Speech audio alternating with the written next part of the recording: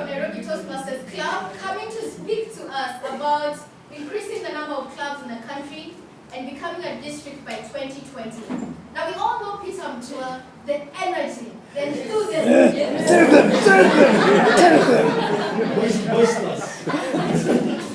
I'm telling you, he pumped so much into our club, and it is amazing. Peter tells me by the end of today, or even before noon, he will be an ACB, and he'll also be an ALB.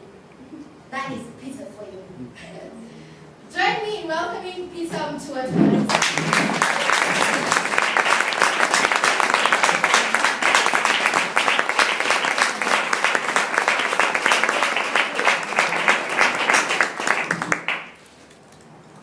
Madam Toastmaster, fellow Toastmasters, most welcome guests. I said before that I would pay good money to be in a meeting like this. Good money. To spend time in such distinguished company is amazing. To stand here and look at people like Claire, Angie,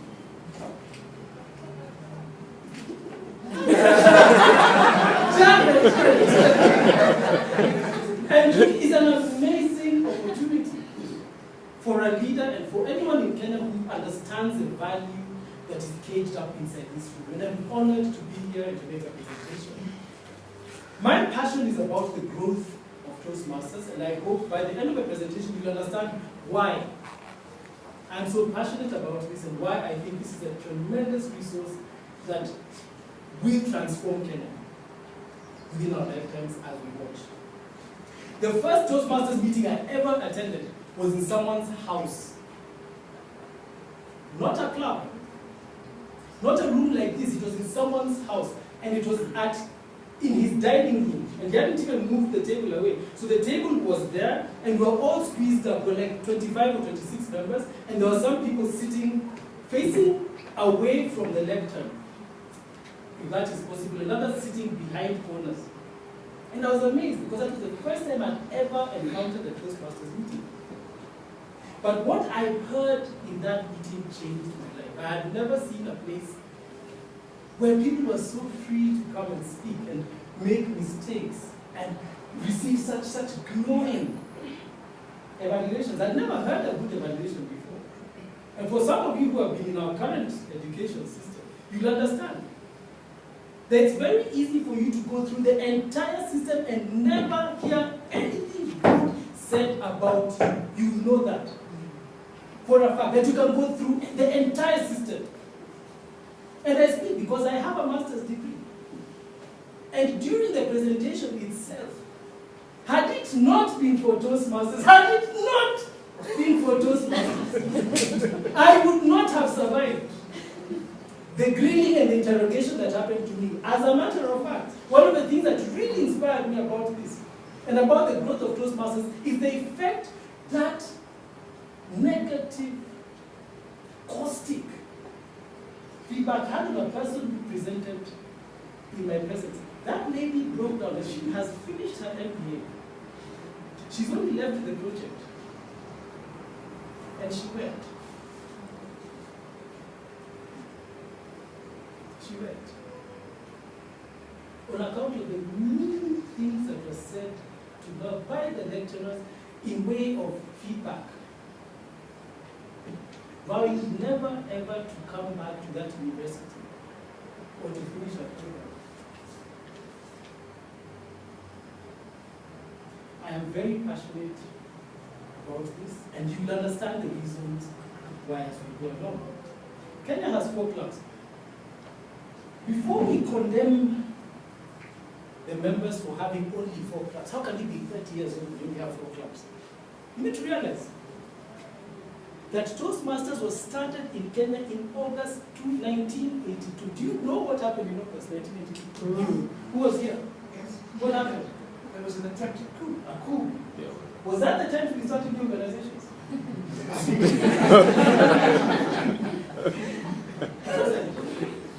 And I want to imagine that from 1982 to 2002 was a time of extreme difficulty, operating any kind of organization, let alone Toastmasters, where you have a president. And remember, it was illegal for any organization in this country to have any person with the title of president, save for the Republic. And Daniel Arap Moi himself alone. And you notice in every club you go to, Nairobi club included, that they have a president until a point which is where they change the chairman. It was the same for Toastmasters. It was a difficult time.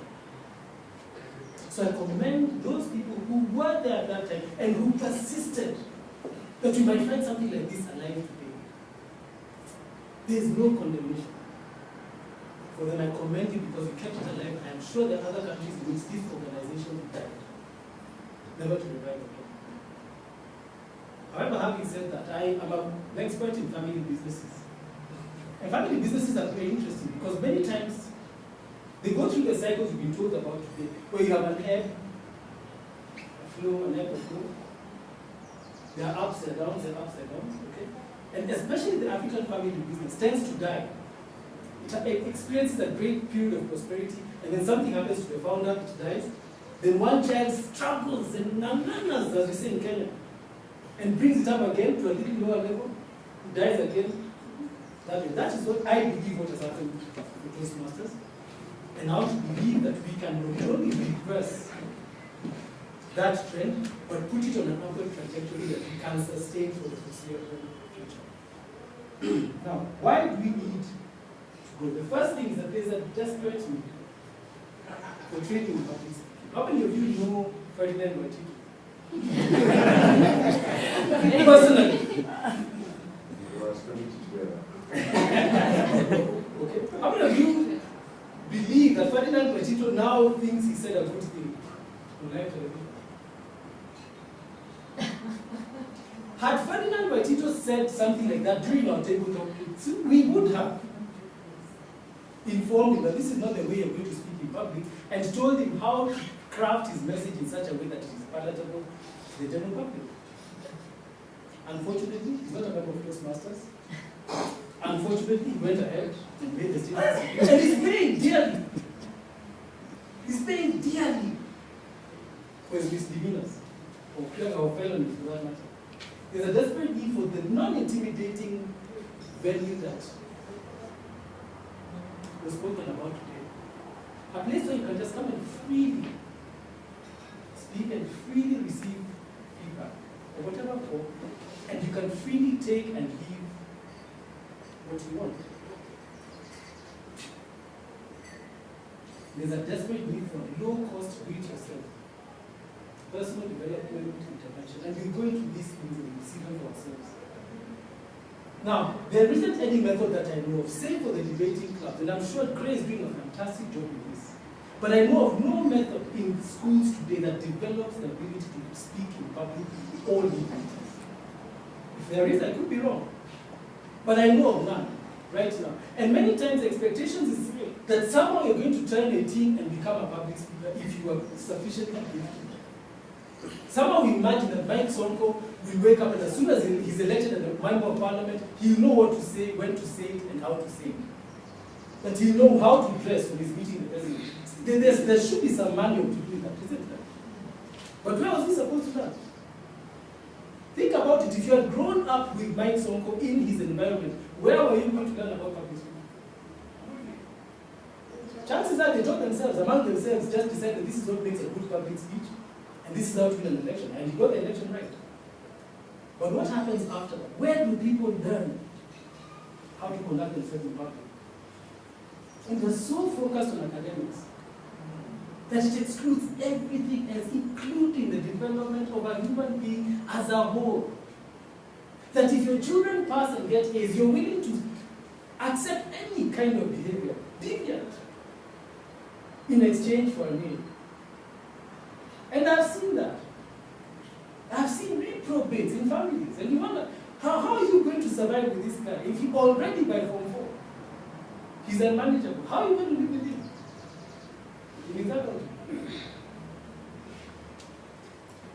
And this is what is really key to me, that ordinary people have very few opportunities to develop themselves after the use.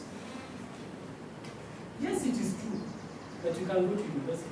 Yes, it is true, you can go and you can take a college diploma. But how many spaces are there in Kenya's universities? At best, what, 45,000 every year for 650,000 candidates. Can you imagine that? Where are the rest supposed to go? What happens to those other individuals? How do they develop themselves?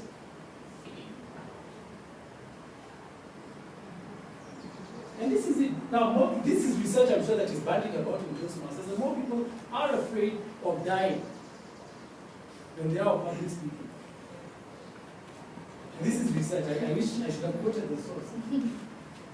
And that the majority of our leaders develop their public speaking skills on the go. On the floor of parliament. I witnessed the new members, newly elected members of parliament, making their maiden speeches. And they completely wasted the golden opportunity they had to have 220 members focused on them. They had nothing to say, but they said it for 15 minutes. And it was painful to watch, and it was painful because at the end of the day, I felt that this person possibly felt I had done the greatest thing. I spoke in English continuously for that whole time. I did not understand what they had to say. And some of them were so lacking in their understanding of parliamentary procedure that even where it is customary for you not to interrupt a maiden speech, the speaker had to intervene and say, where it is not ordinarily my role to interrupt with this, you are completely out of order. Completely. You can't make your maiden speech without, you can't do it without notice. And he told him, go to the clerk of a national assembly who will allocate you a suitable time. Then you can come and speak. And this is his first time to speak. Will that guy ever talk again?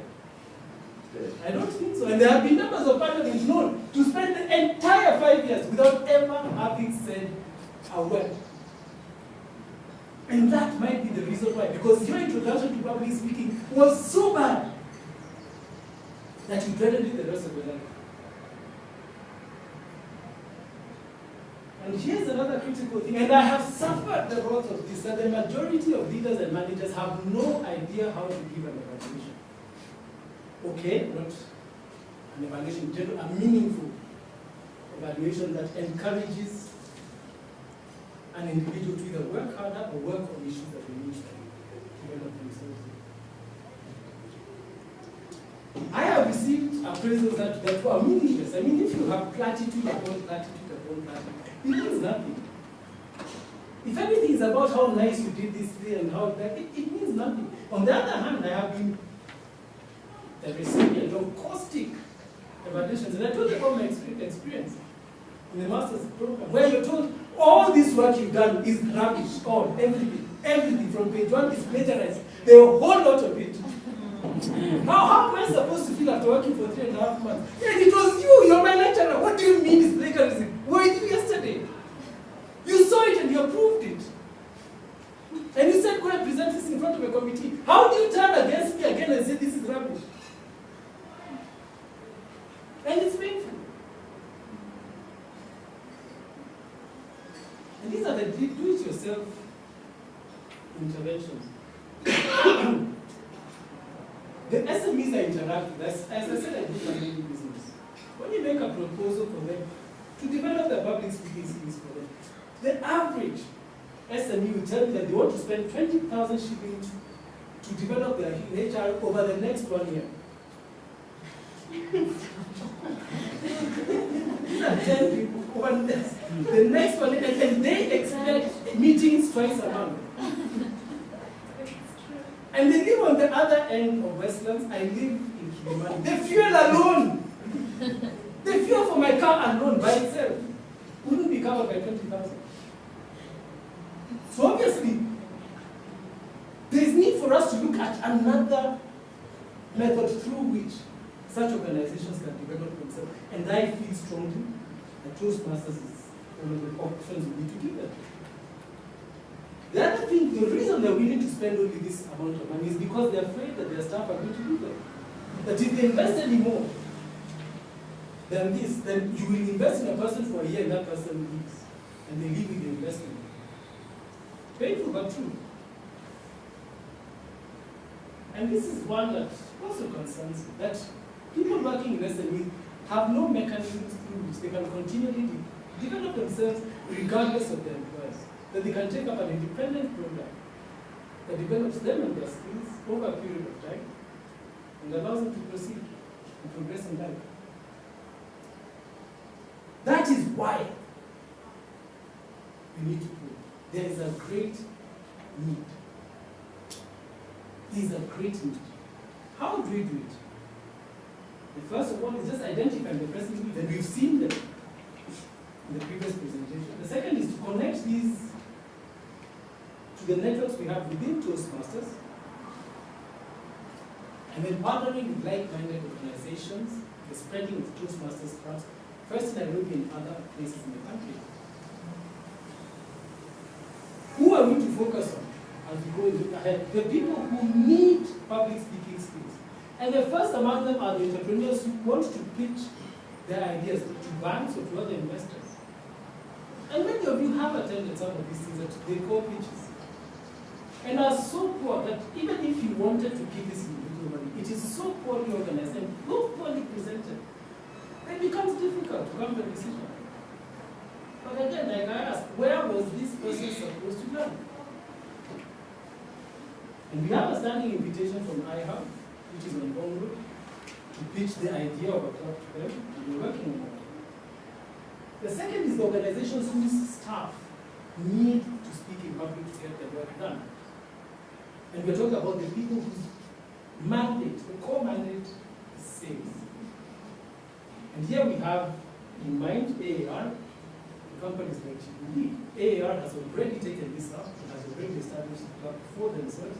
I think they currently have 12 to 18 people attending any meeting a day.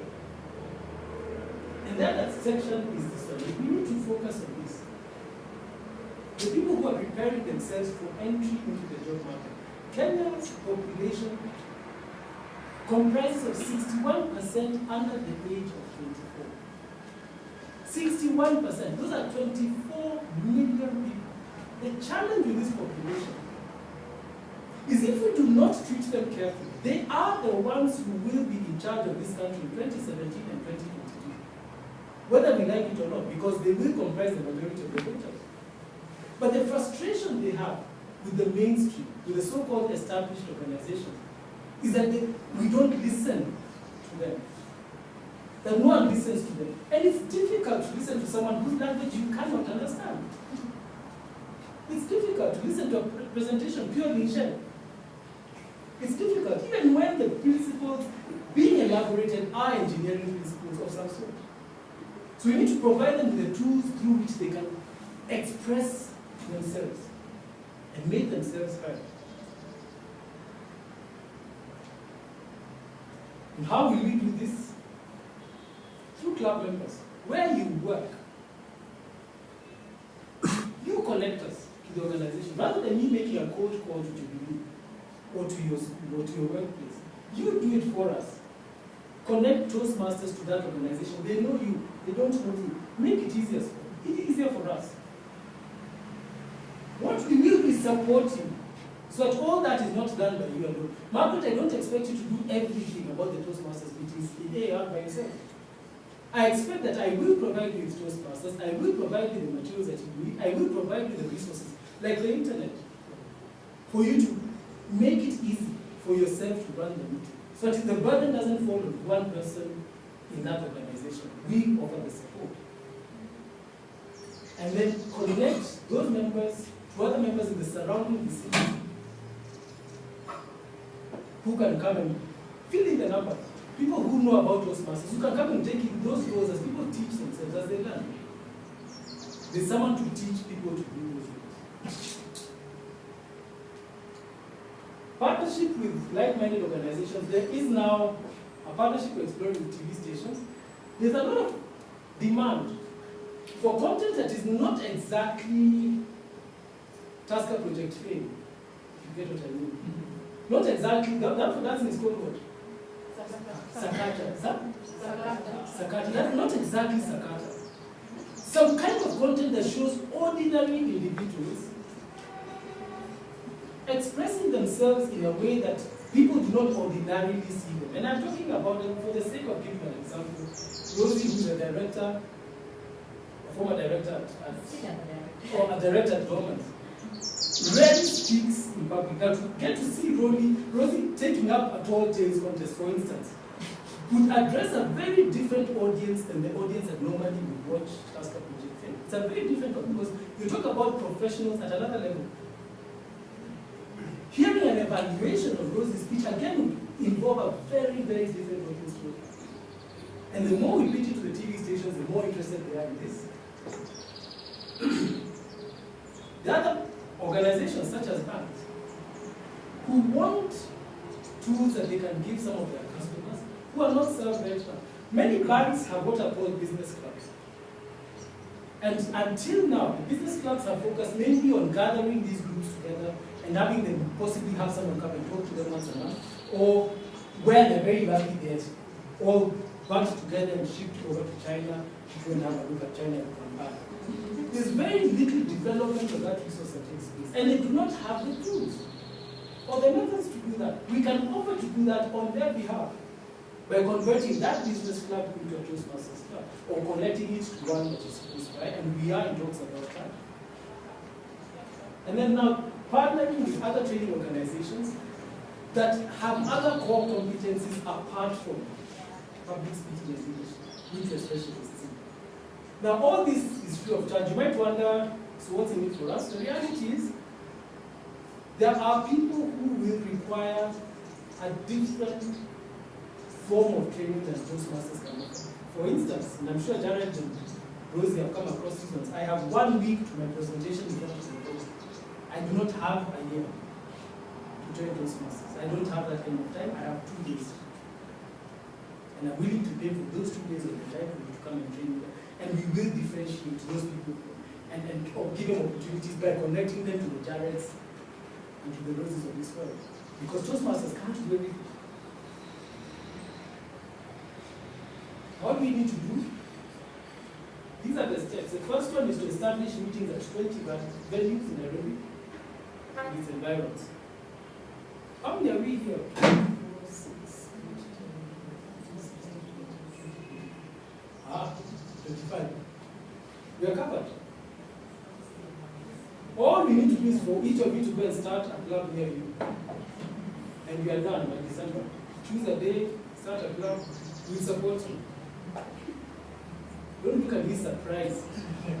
Like you didn't know this was coming. Who did you think was going to be that? Now you know there's nothing like free lunch. Now you know.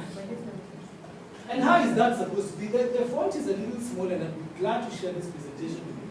But it's simply by dividing Nairobi into zones. We have Nairobi North, where we have Jamhuri Park and the current community.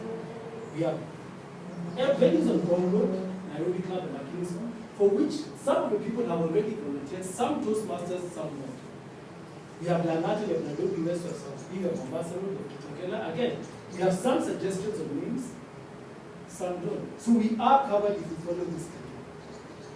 The beauty about it is these are all clubs that are either near where people live or where they work. Toastmasters will work for you. You don't work for Toastmasters. We create the systems in such a way that it makes it easy for you to intersect with us, rather than putting you at an inconvenience. The second is to grow the meeting venues to 50 countrywide by June 2013. Again, there are 25 of us. If we only have another 25, just tell one of your friends and we're done. And it's places like Nakuru, Kisumu. We're basically talking about all the county headquarters. And the reason we chose these particular ones is that there's already an organization that has business clubs running in all of these. And they are willing to use Toastmasters as a resource for their business clubs. Because like I said, it's easy to gather the business clubs together, difficult for you to find something for them to do that builds them up and keeps them cohesive. Toastmasters offers a tool to do that. Nelly is supposed to start a club in Embu. You exempted from my look. To draw about it. She doesn't seem to draw about it. She knows now. The surprise I kept talking to you about. I had a surprise for you, did I not? There it is there. Okay? And then now grow organically to 1,000 through club multiplication and aggressive use of social media. We have members in our clubs who are very adept at using the social media. They can do things with LinkedIn and Twitter that you couldn't imagine possible. And how to liken Toastmasters in this case to a piano. How many of us can play a piano? How many of us can play a piano well? Very well. Now, if someone came and told you that this piano can and can't do something, what do you think of them? I can play all the tunes on one chord called Mutua. So you're good at Mutua. all the tunes, yes. One string. It's good for you. Okay? Here's the deal. Pianos can play any kind of music. As a matter of fact, when you listen to not just piano, but when you listen to accomplished guitarists play a guitar, and we saw that during the dinner. I don't know about you, but I was very impressed by what I heard that guy do with a guitar. I heard him do amazing, amazing things. And the thing about Toastmasters is that we give it to those people who will do things you can't believe would happen at Toastmasters. Toastmasters has more than 200 or 300 manuals for various things. Even if you get to ACG, you only have gone through 30. You only have done a maximum of 40 projects. There are more than 200 projects like that. People will do amazing, amazing things with that resource that you look at 5 years from now and really wonder if that was what you had in your hands all that time. Okay? And it's easy, the way I see it. If we encourage each club to establish another club every 6 months, to get to a place where we are at a walking distance from every potential public speaker and leader, but you should be able to walk to a club, not have to drive to one. Automate using social media, get the upcoming meetings, and encourage a low-cost advertising. During a team building in December, I want to encourage us to make an advert for Toastmasters, 30 seconds, humorous. Okay, make 10 adverts that you can post on YouTube. Costs nothing. Hopefully it will go viral. Once it goes viral, you have a completely different approach towards marketing, and you have the same effect that you Harry and others had in Kwanzaa, just by answering one email, one letter, and then cutting it. If you do that, you'll be at 4 clubs in June. The main jump is here, where you're doing 4 to 20, and here, where you're doing 20 to 50. But from that point, if we only multiply just once, if these 50 clubs establish one each, you're at 100. By June 2040, you're 200. By December 2014, 400. June 2015, 800. And so on until you have 3,200 here in June 2016. Not all of which are chartered.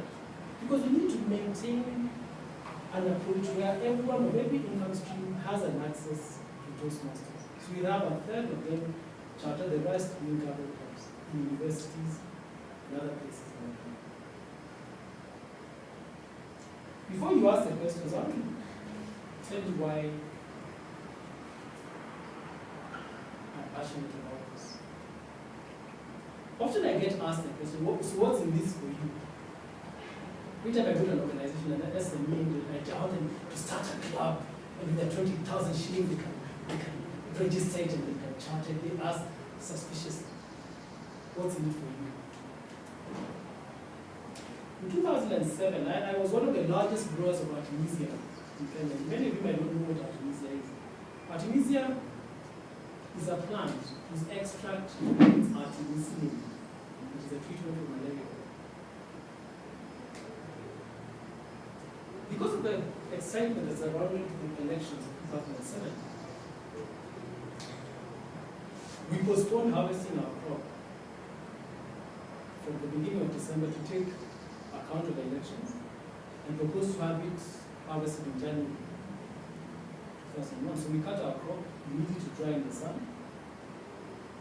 and have it ready for harvesting. By January, Kenya happened, specifically on December the 31st. And we were unable to get into our crop to harvest for 4 months, until April the 8th, when the President and the Prime Minister announced their agreement. The reality is that we lost millions because of that problem. We've never quite fully recovered as a farmer. And I'm talking as one kind of farmer.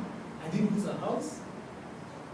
I didn't lose property. Nothing was stolen from me, but we were unable to operate the farm for 4 months. Many people lost homes. And when you look at it, well, what happened? What happened is that we had the kind of leadership that thrived from fear and hopelessness. Because from that period, from January the 7th, right up to that point, the atmosphere in Kenya was one of complete, abject hopelessness. That there was no hope. And you could feel it. And that was transmitted by conversation and by actions. What's in it for me? That never happens again.